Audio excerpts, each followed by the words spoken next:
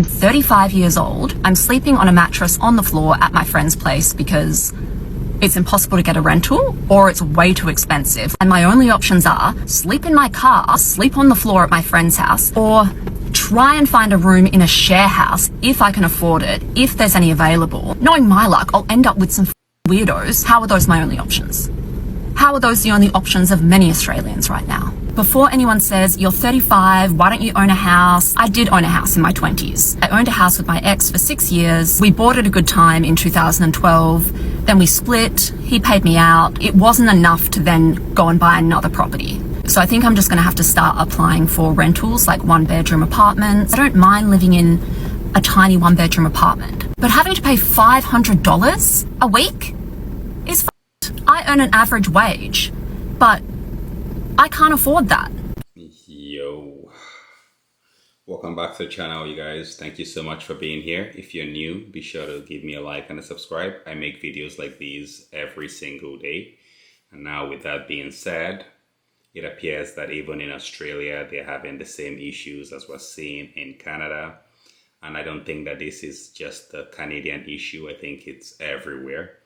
And it's a global issue right now, and you just have to wonder, like, why now? Why does it seem like right now, like every single country is going through the ringer right now? It doesn't matter whether you're in the first world, second world, or third world, everybody is hearing it right now. Imagine that, like, Australia, it looks like their rents are even higher than here in Canada. Anybody watching from Australia, please confirm it down below. Is it true that a one-bedroom apartment runs $2,000 a month? And why are they charging it per week to make it look cheaper? $500 a week. Just go ahead and say what it is, $2,000 a month. That is highway robbery for a one-bedroom place. That's absurd, guys. Like, how are people supposed to continue to live like this? You see me wearing my hoodie right now, it's because here in Canada, winter is coming. I don't mean that as like a figure of speech or to be funny, but I mean that, quite frankly, winter is coming. And to my despair, I literally saw two separate families today in the small city that I live in on the outskirts of Montreal.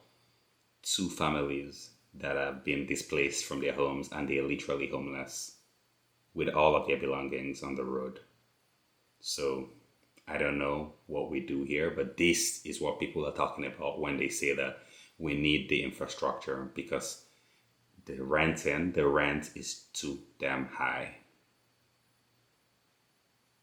And that's why we need the infrastructure. As we continue to grow our populations, we need the infrastructure to ensure that the demand is always met with a decent and adequate supply.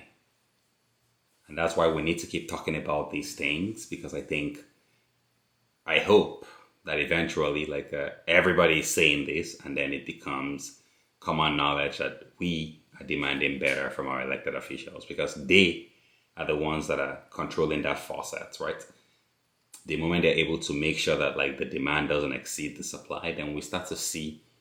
And I mean, like, this is economics 101. I'm not an economist, and I know this. I was literally just a B student in school, and I know this. This should not be rocket science, guys. Like, you want to reduce your price, try and play with the supply and the demand. That's just it. It's not that hard. Have you ever thought about how there's nothing to do? There's literally nothing to do, is there? Like, what are the options? You either go to work, and then everything after work is just designed to take that money back off you. And you, on a weekend, like, you walk around some shops and spend some money, or you go to a supermarket, or you go out drinking, or you take your kids to a soft play centre. The chances of us being here and the whole complexity of how human life even come into existence, and you get here and there's nothing to do. There's nothing to do. It's like going to Thorpe Park or something and you're queuing up for one of them rides for like 4 or 5 hours. You get on it, it's over in 7 seconds, and it was just rubbish. That'd be my life review, like 10 out of 10 for how it looks. Like the mountain ranges and lakes and the wilderness and the desert and the forest and the jungles. But 1 out of 10 for things to do. Isn't that just the truth, brother? Isn't that just the truth? Earth is definitely a beautiful place that has just become, it's run poorly And that's why we don't get to really enjoy the beauty of this wonderful place that is called Earth, because of like the powers that be have made it that only they get to enjoy it. And I don't know why it feels like that, but that's just how it is, right? Like anything that like literally step outside your door and literally you have to pay money for that. Now you can always go hiking, right? You can go hiking. There's some things that are free, to be honest. You can go hiking in like the mountains. You can go kayaking, paddleboarding. These things are free. So that you can go fishing for like a cheap fishing license. License is not that expensive. So there's still some stuff to do, to be honest, that are cheap or even free. So let's not act like as if every single thing you have to pay for. But realistically, like, who's gonna have the time to go hiking in this economy between your 1 or 2 jobs or like your 3 jobs? There's no time for that, right? So that's why like it feels like you have to pay for everything, because people don't have time to really enjoy the beauty, the natural beauty that is free all around us, because we're so constantly busy worrying about like our next bill, our next paycheck, allocating funds even before we get paid. And everybody is going through that. Me, myself, I do that every single month.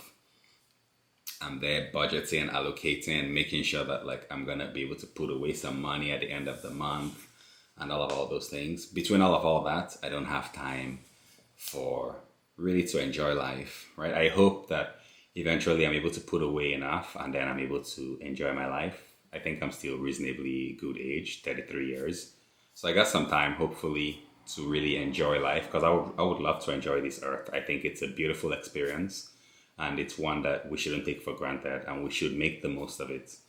So, I mean, the one thing I'll take away from this video is, even though things might be very tight right now, let's just remember that this is an experience at the end of the day, the human experience. And let's try to make the most of it, try to do our best, have some fun, or as much fun as we possibly can, and just leave the rest to God. These are just my 2 cents. Be sure to agree or disagree down in the comments below. Be sure to give me a like or a dislike if you don't like the video. It really helps. Either or helps. And until next time, peace.